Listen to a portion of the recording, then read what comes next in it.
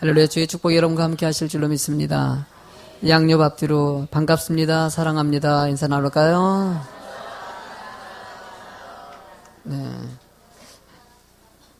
바로 그 교회라는 질문을 가지고 말씀을 전하도록 하겠습니다. 제가 전도사 부교육자 시절에 1997년도일 겁니다. 1997년도에 전도사에 있었을 때 온누리교회라고 지금도 서빙고동에 있죠. 그 온누리교회에서 사역축제라는 세미나를 했어요. 그 홍보를 보고 나서 너무나 가고 싶어가지고 목사님에게 좀 양해를 구하고, 목사님 그 세미나 좀 가보겠습니다. 그때 목사님이 허락을 해주셔가지고 그 온누리교회 사역축제를 참석한 적이 있습니다. 그때 이제 이 온누리교회 하용조 목사님이 목회하시면서 교회가 성장하고 또 건강한 교회 모습이 좀 만들어져서 세미나를 하게 됐기 때문에, 또 나름대로 또 두란노 당시에는요, 두란노 경배야 찬양이라는 것이 사실 엄청나게 센세이션을 일으키고 많은 교회에서 또 따라하기도 하고 그랬었거든요. 그래서 어쨌든 두란노에 있는 이 온누리교회다 그러면은 많은 사람들이 또 이렇게 관심 갖고 그랬기 때문에 저도 그 세미나에 좀 참석하고 싶어서 일단 가게 됐어요. 갔는데 거기 있는 모든 사역의 세미나에 총 주제가 있지 않습니까? 그 주제가 뭐냐면은 바로 그 교회였어요. 제목이. 바로 그 교회. 그때 오랜 시간이 지나서 잘 모르지만 그때 세미나에 참석했던 교재나 책자를 좀 갖고 있거든요. 그 안에 있는 내용들을 살펴보면은요, 그때 이제 메모도 많이 했었죠. 처음에 전도사 시절이었기 때문에. 하여튼 강의하는 거 꼼꼼하게 적어가면서 더 엄청나게 그 은혜를 많이 받은 것도 있지만요, 그 목사님이 얘기하고자 있는 교회에 관한 질문들 있지 않습니까? 그거에 대해서 목사님이 아주 심도 깊게 질문한 것을 제가 그때 이렇게 메모를 해놨더라고요. 그 중에 질문한 내용 중에서는 이런 질문이 좀 있었어요. 교회의 비전은 무엇인가? 또 예수님은 왜 교회를 세우셨는가? 또 성령님은 왜 교회를 탄생시키시고 양육하시고 완성하시는가? 그 내용을 보니까, 그러면서 옆에다가 화살표를 하고 별표를 5개 해놓고 내가 그렇게 했더라고 보니까. 그리고 거기다가 답을 인류를 구원하시기 위해서다. 잃어버린 영혼을 구원하시기 위해서다. 오직 주님만을 바라보는 것이 교회다. 이렇게 적혀 있더라고요. 저는 우리 예수비전교회가 바로 그 교회가 됐으면 좋겠어요. 성경에서 꿈꾸고 성경에서 얘기하는 예수님이 가장 기뻐하는 교회의 모형. 사실 개척하면서도 그 마음을 가지고 개척을 했거든요. 어떻게 하면 교회가 하나님의 기쁨이 될까. 그래서 늘 하나님이 기뻐하고 성도가 행복한 교회, 이 주제를 놓지 않고 가는 것은, 중요한 것은 주님의 기쁨이 돼야 되는 거예요. 이러던 저러던 여러분들의 삶이 주님의 기쁨이 될 줄로 믿습니다. 그게 중심이에요. 오직 주의 영광을 위해서 살아가는 것이 우리들이에요. 그 안에서 우리가 또 감사하고 행복한 것이 우리들의 모습인 거예요. 하용재 목사님을 제가 좋아하다 보니까 그분에 관한 책들을 좀 많이 샀어요. 서재도 많이 있어요. 그 중에서 우리는 사도행전적 교회를 꿈꾼다라는 책이 있습니다. 그러니까 사도행전 초대교회 이야기.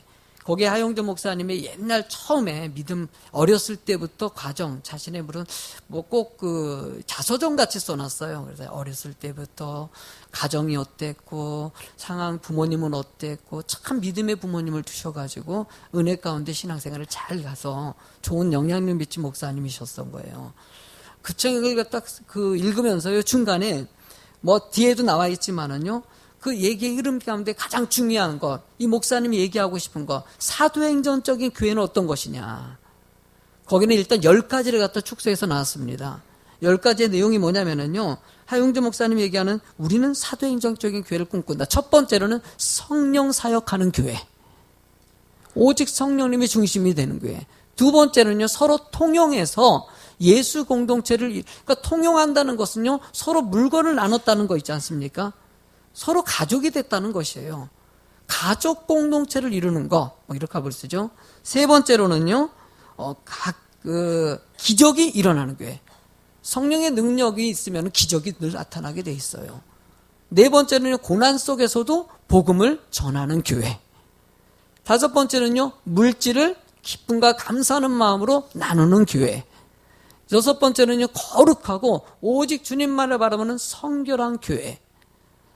7번째로는요, 영적 리더를 세우는 교회. 영적인 지도자를. 8번째로 이방인을 품는 교회. 불신자들인지 세상을 품는 교회. 9번째로 늘 선교에 집중하고 선교하는 교회. 마지막 10번째로는 사도행전 29장을 계속 써가는 교회. 제가 이 10가지 중에서요, 좀 제일 와닿는 것이 바로 10번째입니다. 사도행전은요, 28장까지 있습니다. 사도들의 영적인 사역과 복음전도의 이야기가 28장에서 다 끝나는 것이 아니라 진행형 같이 끝내요. 쉽게 하면 지금의 교회가 사도행전 29장이 되길 원하시는 거. 저는 우리 예수비전교회가 29장이 될 줄로 믿습니다.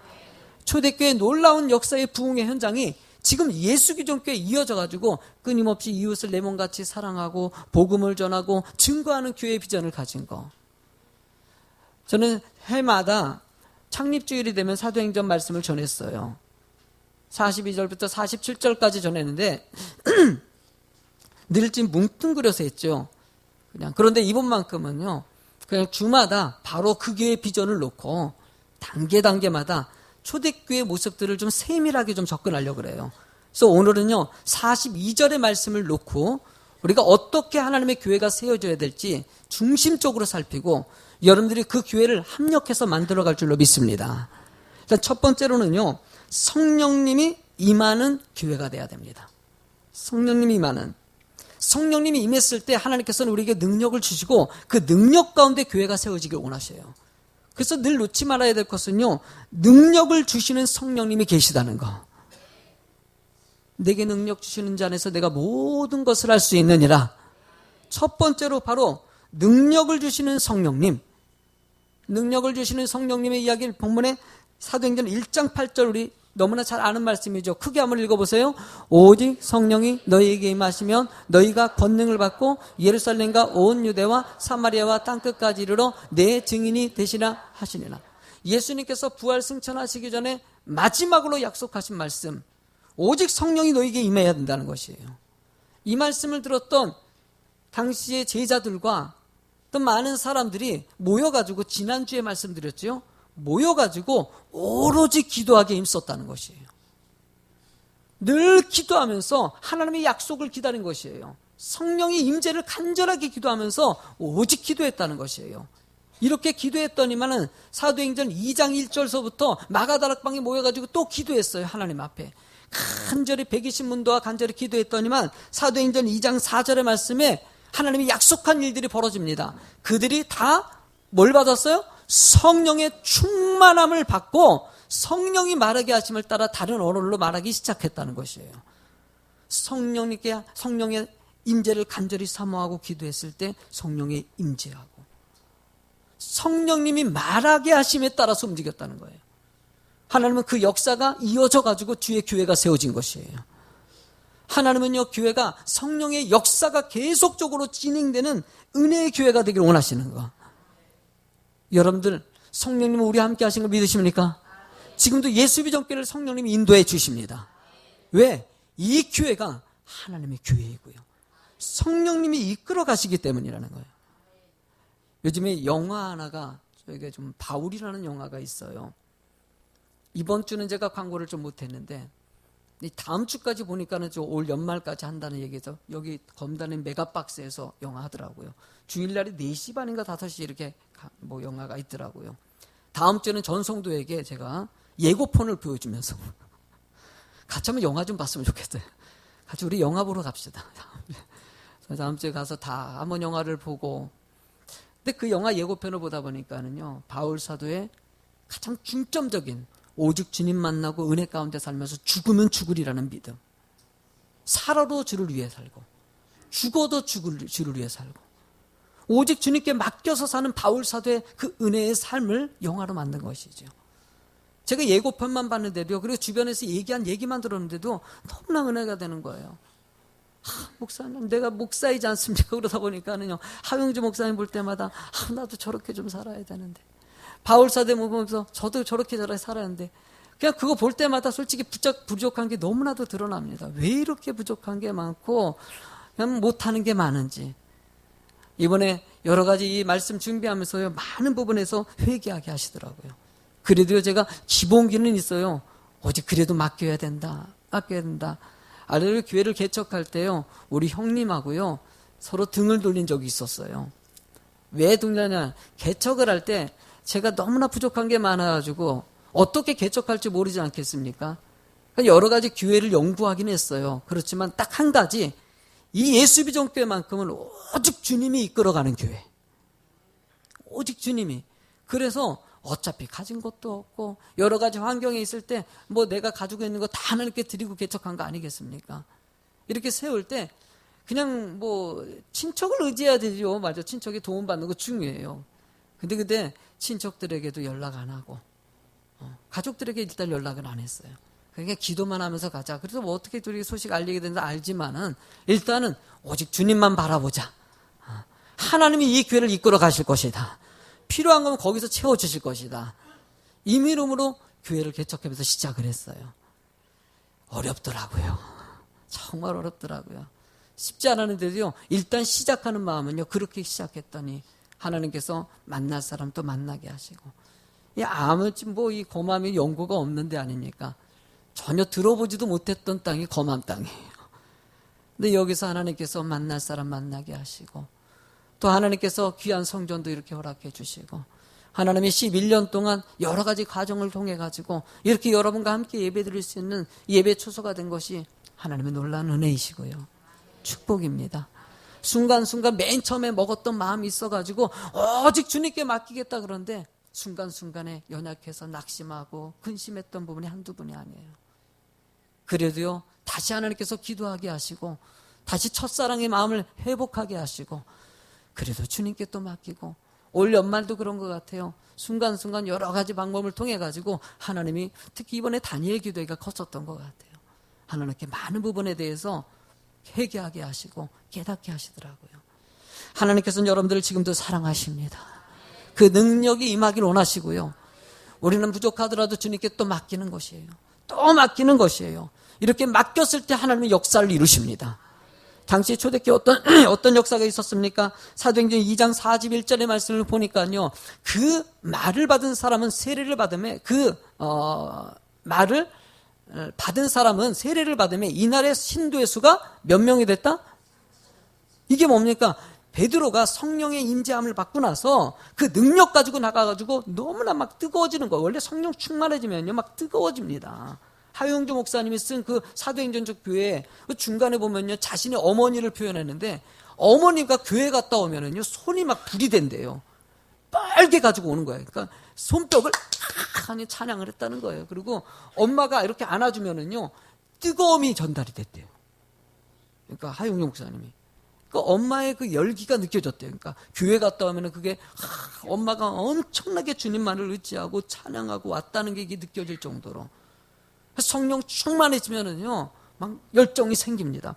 베드로도 마찬가지죠. 임재함 받고 나서 나가서 말씀을 전했더니만 3,000명이 그 자리에서, 할렐루야, 그 역사가 일어난 사실 너무나 잘 알고 있지만은요, 우리는 이 부분을 묵상하셔야 됩니다. 우리에게도 하나님 그런 열정을 주시옵소서. 하나님이 열어가실 줄로 믿습니다. 그런 놀라운 역사가 이어지고 나서 하나님께서는요, 그 교회가 세워지고요, 주의 말씀이 증거되게 하지 않습니까? 그게 바로 성령의 능력 가운데 나타나는 특징이라는 거예요. 두 번째는 성령이 임재하시는 교회에 나타나는 특징은요, 동행해 주시는 성령님을 경험한다는 거예요. 성령님이 우리 함께 하신다는 거예요. 요한복음 14장 25절을 읽어보시겠습니다. 보혜사 곧 아버지께서 내 이름으로 보내심을 성령 그가 너희에게 모든 것을 가르치시고 내가 너희에게 말한 모든 것을 생각나게 하시. 할렐루야. 보혜사께서, 성령님께서 여러분 너의 모든 것을 어떻게 해요? 가르치시고 생각나게 하신다. 여러분 안에 성령님이 함께 하신 걸 믿으시면 아멘 합시다. 그 성령님께서 박창훈 목사가 이렇게 앞에서 얘기하지 않아도요, 다양한 방법으로 깨닫게 하시고 알게 하신다는 것이에요. 그 성령님에 의지하면은요, 내가 가는 길이 길이 되는 것이에요. 왜? 성령님이 나를 인도하시기 때문에. 우리 예수비전교회도 하나님이 인도하실 것이에요. 하나님 만날 사람 만나게 하시고요, 하나님 계획된 일들에서 기도하고 갈 때, 왜 목사가 연말에 금요 기도회도 합시다, 신년에도 소망 기도회를 합시다. 왜요? 맡기기 위해서예요. 기도하고 맡기고 가면은요, 그때 하나님께서 열어주시고요. 만나와 매출하기도 주시고요. 불기도와 분과 구름 기둥으로 하나님이 그 길을 인도해 주신다는 것이에요. 하나님은 여러분들 속에 성령님이 나와 함께 하신다. 늘 동행하신 것을 잊지 않고 갔을 때 하나님이 채워주신다는 거예요. 보혜사라는 뜻이 무엇입니까? 보혜사는요, 이 파라클레토스라고 얘기합니다. 파라클레토스는요, 파라라는 것은요, 옆에 나란히 있는 걸 이렇게 표현하고요. 클레토스는요, 부름받은 자라는 뜻이에요. 이걸 우리가 합쳐서 얘기하면은요, 옆에서 돕는다라는 의미예요. 그러니까 성령님이 내 안에서 끊임없이 여러분들을 돕고자 하고 있다는 것이에요. 그 하나님께서 여러분들이 의지하기만 원하시는 것이죠. 구하기만 하면 주셔요. 왜? 돕기를 원하시기 때문이에요. 하나님은요, 여러분들을 너무 사랑하셔요. 너무 사랑하셔요. 여러분들 형편과 처지를 다 아셔요. 그래서 여러분들을 이런 방법으로 저런 방법으로 도우려고 할 때 하나님은 여러분들이 기도만 해라. 기도만 해라. 맡겨라. 하나님께서 채워주실 것이다. 억울한 거 알고 있다. 힘든 거 알고 있다. 겉으로 보기에는 풍요롭고 잘 나가는 것 같이 보이는데도 때로는 너무나도 힘들고 낙심되고 좌절 가운데 있을 때 하나님께서는 여러분들에게 딱 한 가지 생각, 내가 너와 함께 하신다. 저는 요셉의 이야기를 보면서요, 참 요셉의 이야기는요, 시사하는 바가 너무 커요. 인생을 살펴보십시오. 자신이 잘못한 게 없어요. 형제들에게 죽일 지경에 가고요, 결국 노예로 팔려가지 않습니까? 노예로 팔려간 그 집에서 열심을 다해가지고요, 그 집안의 총무가 됩니다. 그런데도 모함받아가지고요, 간통자로 감옥 속에 들어가요. 세상에 자신이 좀 끼미가 있고요, 좀 음란한 마음을 좀 품었던 사람이 그렇다면 그러려니 할 수 있겠지만은요, 하나도 그런 마음이 없어요. 오직 성결된 인생을 살았던 요셉 모습 아닙니까? 자신이 그런 잘못 하나도 안 했는데도 불구하고 감옥 속에 들어간 요셉의 입장, 속상해요, 안 속상해요? 여러분들은 조금만 이라도 속상하지 않습니까? 그거 생각할 때마다, 저도 속상한 일 생각할 때마다, 요셉이 있는데 세상에 이런 상황에서도요, 불평하고 원망하고 우울증에 빠지지 않고 잠 못 이루고 이런 얘기가 없어요.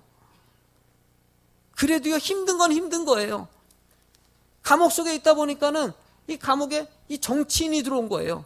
당시에 나라의 최고 실력자들이 들어온 거예요. 잘못해가지고요. 그 실력자가 들어왔는데 물어보지 않습니까? 당신 보니까 꿈을 꿨는데 꿈을 갖다가 도대체 이 꿈이 어떤 건지 그 지도자의 꿈을 해석해 줬더니만 당신 며칠 있으면 나간다고. 나가니까 그러냐고.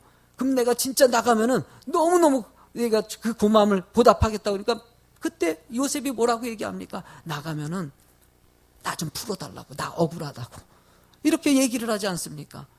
그렇게 약속하고 이 정치인이 요셉이 말한 대로 풀려서 나가요. 그런데 세상에 그렇게 은혜를 입었는데도 불구하고 나가가지고 어떻게 해요? 아는 체요, 안 해요? 안 해.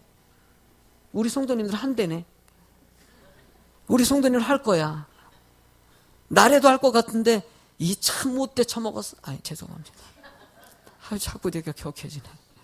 세상에 자기 꿈을 해석해 준 거 아니에요. 나가서 그 말씀해 보니까 2년 동안, 만 2년 동안.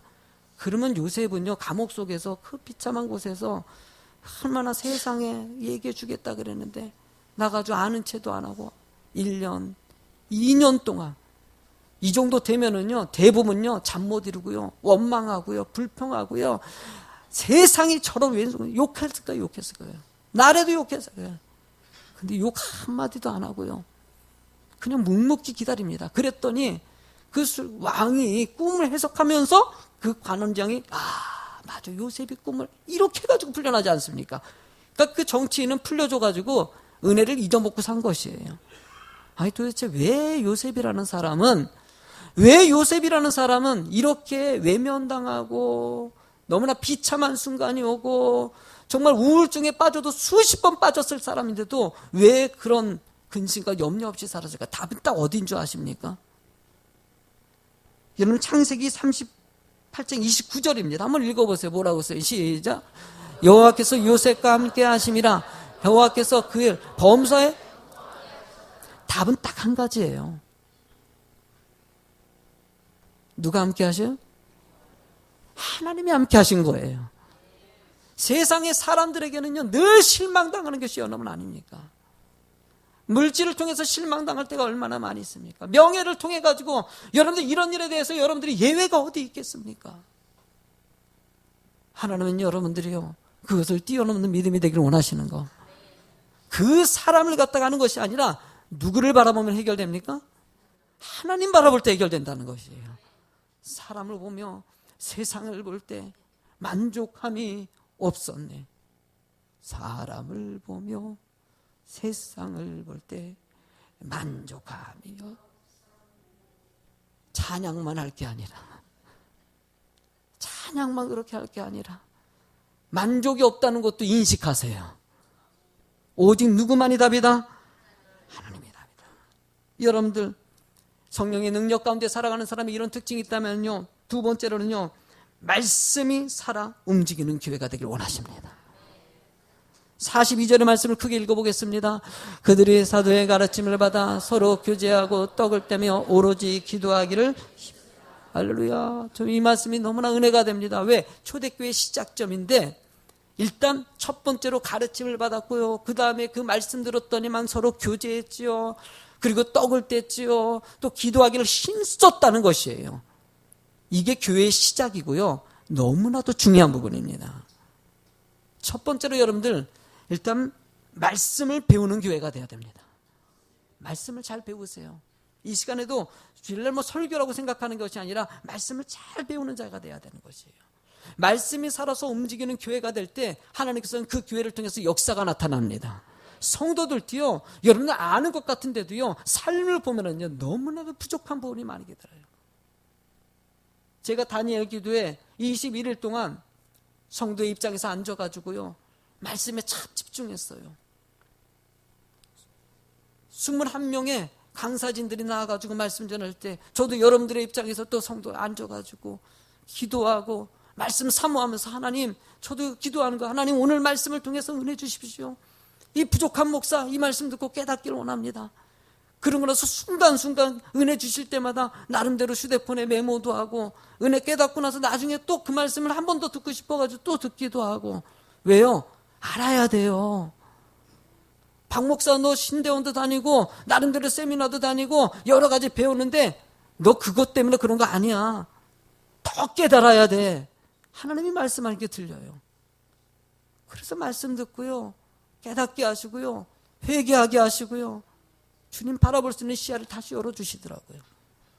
하나님은 지금도 여러분들에게 말씀이 들려지기를 원하시고요, 깨닫기를 원했어요. 저는 개척할 때 우리 교회가 여러 말씀이 있었지만 사도행전적인 말씀 갖고 시작했어요. 그런데 또 하나의 중된 말씀이 있습니다. 데살로니가 전서 1장 8절입니다. 크게 한번 읽어보세요. 시작. 그의 말씀이 너희에게로부터 마게도냐와 아게아만 들릴 뿐 아니라 하나님의 향하는 너희 믿음의 소문이 각처에 퍼졌으므로 우리는 아무 말도 할 것이. 당시에 데살로니가 지역에 있는 성도들이 말씀 듣고 삶이 변화돼가지고 아가야 지역까지, 제가요 이번에 성지순례를 가봐서 알지 않습니까? 가봤더니만은 아가야 지역이 이쪽이구나, 마게도냐 지역이 이쪽이구나, 먼 지역까지요 데살로니가 지역에 있던 은혜가 퍼져나갔다는 거예요. 저는 우리 예수비전교회가 그런 소문난 교회 되길 원했어요. 우리 예수비전교회는 정말 좋은 교회다. 소문나서 예수비전교회 삶을 보면 참 이 기억에서 정말 이 교회는 없으면 안 되는 교회, 그런 교회를 꿈꾸고 11년 동안 왔어요. 근데 한번 점수를 매겨봅시다. 어떻습니까? 우리 교회가 지금요, 이 앞으로 대표적인 목사부터 부족한 거 투성이잖아요. 퀄리티 한번 높여보겠다고 애를 썼는데도 여전히 부족한 것 투성이고. 권사님들 계시지 않습니까? 권사님들 한번 가슴에 손을 놓고 생각해 보십시오. 안수 집사님들 한번 가슴에 손을 놓고 생각해 보십시오. 집사님들 해마다 서리 집사님 세웁니다. 우리 집사님들 정말 집사입니까? 그래요, 우리 교회 조금 소문나서 좋다는 소리 조금 듣어요. 근데 우리 교회가 정말 하나님이 기뻐하는 직분자들이 있기를 함께 만들어갈 줄로 믿습니다. 함께 만들어 갑시다. 때로는요, 그 만들어가는 과정 가운데서는요, 정말 아픔이 있을 수 있어요. 아픔이 있어요. 기도하자는 거 왜 연말에 해외 기도하자고 할까요? 기도 힘들어요. 그렇게 해도 지난주 말씀이요, 여러분들 정말 하나님 앞에 기도하자고 제가 지난주에 설교한 거예요. 지난주에 눈빛이요, 은혜 받으셨어요. 설교하면 느낌이 오죠. 성도님 눈빛이요, 기도해야 되겠다. 눈을 깜빡깜빡 하시면서 내내 하더라고요. 그 월요일날 새벽에 많이 나올 줄 알았어. 주여. 목사님이 왜 새벽 예배 그렇게 강조할까 생각하시죠? 목사님 집에서도 할 수 있는데, 아니에요. 여러분들 집에서 할 것 같아요? 안 되더라고요. 좀 하셨으면, 집에서라도 하셨으면 좋겠어요. 한 10분이라도 20분이라도 좀 개인적인 주님과의 만남의 시간이 여러분들 얼마나 필요합니다. 이거 아니에요. 여러분들 아시지 않습니까? 이번에도 제가 이런 설교하면은요, 목사님 나는 알고 있는데, 하고 있는 분들을 얘기하는 게 아니죠. 집사로서 기도하는 집사, 말씀을 의지하는 집사, 거룩한 집사. 두 번째로는요, 여러분들 교제하는 교회, 교제하는 교회. 교회는 뭡니까? 내 이웃을 내 몸같이 사랑하는 주의 말씀에서 시작됩니다. 그래서 늘 교회는요, 말씀 듣고 깨달을 때 첫 번째로 나타나는 시간이 서로 가족됨을 느낍니다. 바로 옆에 계신 분이 가족인 걸 믿게 하는 거지. 우리는 한 가족입니다. 아멘? 우린 가족이에요. 서로 그래서 문안하고 안부하고 계속 얘기 나는 거예요. 우리가 예배 끝나면은요, 애찬을 나눠요. 오늘도 우리 이호성 집사님 가정에서 귀한 음식을 대접하셨어요. 식사하시면서 축복기도 하시고 잡수셔야 돼요? 안 하시고 잡수셨나 보다, 몇 분은. 아니, 대접하는 손길을 왜 주보에다 놓겠어요? 이분이 돈 들여가지고 여러분들 밥 대접하는 거예요. 이거 잡수시면서요, 아유, 이 집사님이 내 생각해가지고 나 그냥 밥을 이렇게 대접하셨네. 이호성 집사님에게, 신지희 집사님에게 주의 축복을 주시옵소서. 그러고 나서 여러분들 그 귀한 음식을 왜 제공하겠습니까? 여러분들도 이렇게 대접해 보세요. 얼마나 은혜가 되는지 몰라요. 복된 일이에요, 복된 일이에요. 왜? 애찬은요, 초대교회 역사에 가장 중요한 거예요. 서로 음식 먹으면서 얘기 나누고 이런저런 사정도 듣고요. 그러면서 가까워진 것이에요. 서로 사랑으로 하나가 된다는 게 쉬울 것 같습니까? 정말 힘들어요, 여러분들. 가족으로 받아들이는 게 얼마나 힘든지. 서로 처음에는 첫인상은 얼마나 좋아. 여러분들 우리 교회 등록할 때 처음에 뭘 보고 등록할 것 같습니까? 대부분은 날 봐요. 지금 예배 시간에 다 나만 보고 있잖아요. 딱 들여봐가지고 설교하는 거 보고 하는 거 딱 보니까 제가 그래 첫인상이 또 좋아. 내가 첫인상 괜찮아요. 조금만 웃으면은요, 참 좋아. 이게 약간만 인상 쓰면 참 이 차가운 사람인데. 그러다가 여러분들 나를 제대로 알 때 어떨 것 같습니까? 첫인상만 그렇지 좀 깊게 들어가 보세요. 저기 계신 저분도 아시고요. 날마다 사시는 저분도 아시고. 우리 직분자들은요, 제 단점 너무나 잘 알아요. 부족한 거 알아요. 설교도 고만고만하고 성격도 있고 해가지고 그걸 여러분들이 뛰어넘을 때 그때 가족이 되고 친구가 되는 것이에요. 성도끼리 마찬가지예요. 그걸 뛰어넘어야 돼요. 그러면 처음에는요, 얼마나 싹싹합니까? 친절하고 반갑고 처음엔 다 좋아요. 안 좋은 분이 어디 있어요. 시간 지나고 조금 깊게 들어가 보십시오. 단점이 드러나고 말도 안 불어하고 성격도 그렇고 그걸 뛰어넘었을 때 가족이 되는 거예요. 그것이 바로 교제입니다. 끊임없이 만나고 얘기 나누면서 마음에 안 들 때 그래도 기도하고 그래도 집사님을 위해서 기도해 주시고. 세 번째로는요, 십자가의 사랑을 잊지 않는 교회가 돼야 됩니다. 떡을 뗐다는 것은요, 성찬식을 예고합니다. 그러니까 말씀 듣고 은혜 받는 사람들에게는요, 예수 그리스도의 사랑이 담겨져 있기 때문에 그래요. 예수님께서도 가르치지 않습니까? 누가복음 22장 19절 말씀 읽어보실래요? 또 그 떡을 가져 감사하기도 하시고 떼어 기도하게 주시며 이르시되 이것은 너희를 위하여 주는 내 몸이라 너희가 이를 행하여 나를 기념하라. 예수님께서는요, 자신의 몸과 피를 다 흘리시면서 우리를 구원하셨어요. 그 사랑을 잊지 않는 성도가 되도록 늘 오늘도 성찬 예식할 때 여러분들 포도주 마시러 왔다. 절대 아닙니다. 떡 먹으러 왔다. 아닙니다. 여러분들 몸과 피를 마시는 거예요. 그 은혜를 기억하는 시간이 되길 원하시는 거죠. 마지막으로요, 여러분들 말씀 들은 사람들에게 네 번째 특징은 오로지 기도하기를 힘썼다는 것이에요. 할렐루야. 오로지 기도하기를 힘썼다. 초대교회 이야기들을 살펴보면은요, 늘 하나님 말씀 안에 서고요, 하나님 중심으로 가고요, 오직 예수의 신앙으로 살아가는 성도들의 모습을 봅니다. 특징이 뭘까요? 오로지 기도하는 거예요. 여러분들 같이 기도의 자리에 함께 하시기 바랍니다. 이 목사가요, 그냥 지난 금요일 날 금요 기도회 때 성도님들에게 제가 부탁드렸어요. 나를 위해서 다음 날에 기도 좀 해달라고. 기도하셨지요? 내가 보니까 많은 분들이 기도하셨어요. 목사도요, 저도요, 기도 없이는요, 이 자리에 서기 힘든 사람. 성도님들이 저를 위해서 기도하니까는 이 부족한 죄인도 더 기도하고 깨닫게 하시고요, 또 기도하고 깨닫게 하시고요, 하나님이 알게 하시니까는요, 더 하나님의 은혜를 표현하고 살아가는 것이죠. 저는 예수비전교회가요, 이 본문의 이야기같이 바로 그 교회가 될 줄로 믿습니다. 성령이 충만한 교회, 말씀이 중심이 되는 교회. 우리 첫 번째 이야기입니다. 앞으로도 이 연말까지 바로 그 교회의 비전을 함께 나누면서 정말 기뻐하는 그런 교회를 함께 만들어갈 주의 이름으로 축원합니다.